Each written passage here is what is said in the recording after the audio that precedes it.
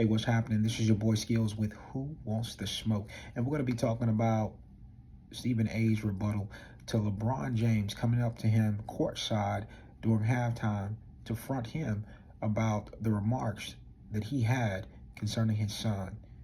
He tells Stephen A, hey, keep my son's name out your mouth.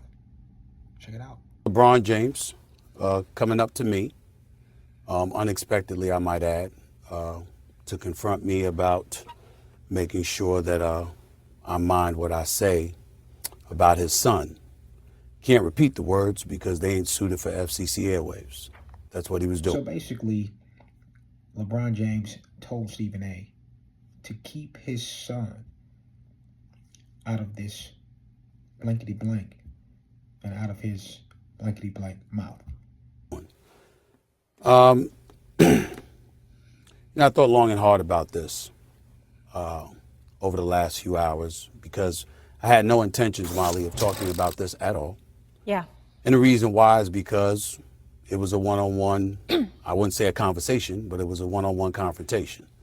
But then I wake up and everybody from ESPN and my agent and everybody else were sending me that this thing had gone viral. And so ultimately it was unavoidable, and that is why I have to discuss it now. So basically, Stephen A had to do this because, you got the cameras in there, you got everything going on, and it has went viral.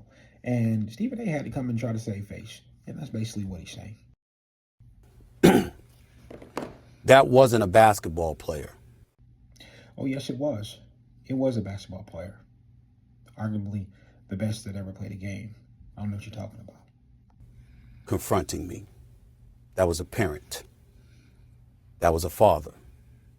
And I can't sit here and be angry or feel slighted by LeBron James in any way in that regard. And Stephen A, even if you were, we're talking about LeBron James, King James, and Stephen A.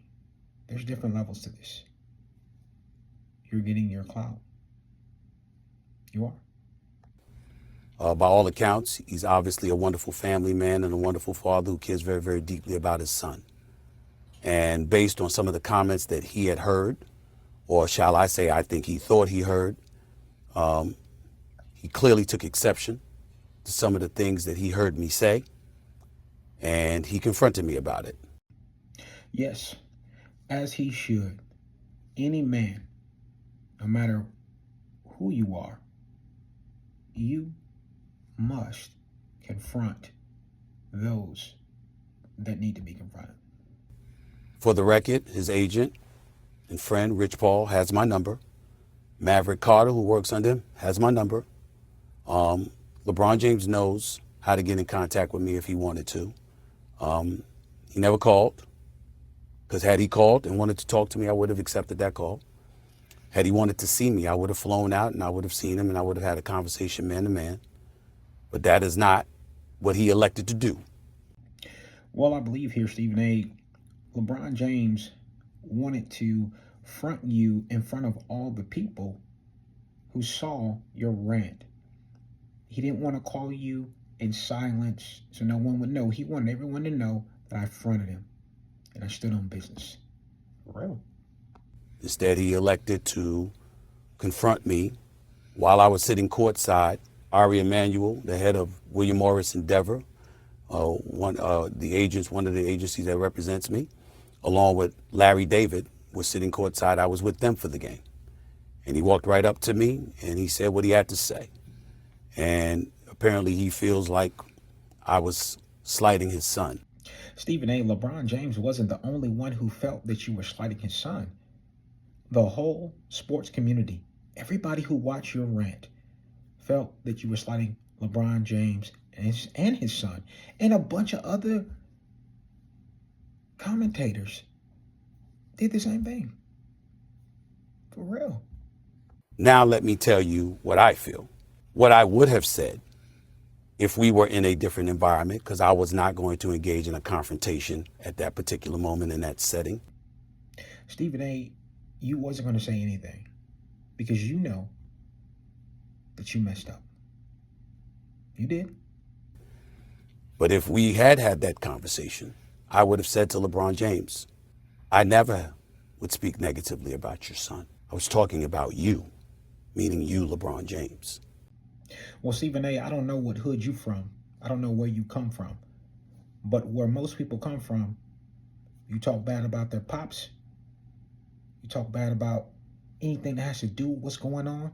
You mention my son's name, then you talking bad about the fam. For real. I have nothing but the best wishes for Brony James. I wish him nothing but the best. I hope that he flourishes into an NBA star. I don't know anybody who roots against him, and it certainly isn't me. So we hear what you're saying, Stephen A. Like we hear many other commentators. They say what they say, and they say that they're analysts and they're commentators. So they feel like they could say any boneheaded shit that they want to say and say, oh, I wasn't rooting against you. I wish you nothing but the best. Player, that ain't how it works.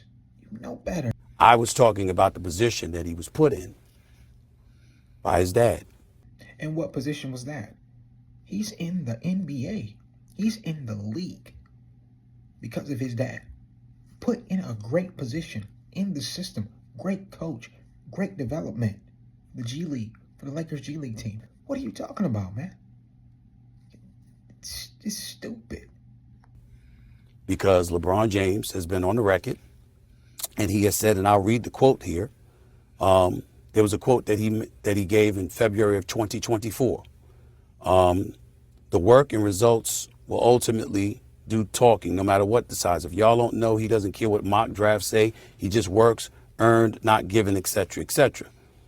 But he also had said that his son could play on the Lakers right now, and he was better than half the dudes in the NBA.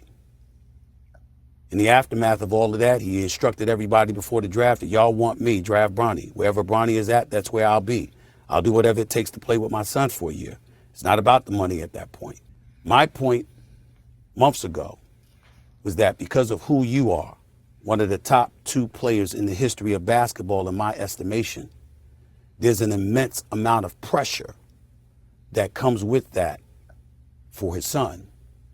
And when he talked like that and what have you, anything that goes awry as it pertains to his son, there's going to be a microscopic eye, even more intensified, on Brony James because of his dad and what his dad had said.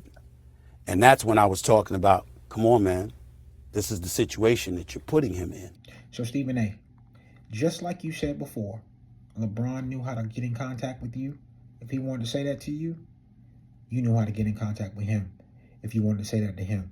Instead of getting your dumbass on national TV and just saying all of that stuff, doing that rant, disrespecting Bron and his family on national TV. Now you want to get on and you want to try to act like you're going to smooth it over.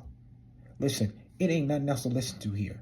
Bottom line is that Stephen A. should not have did things the way that he did, and now he gets fronted and he wants to come on here and try to save face.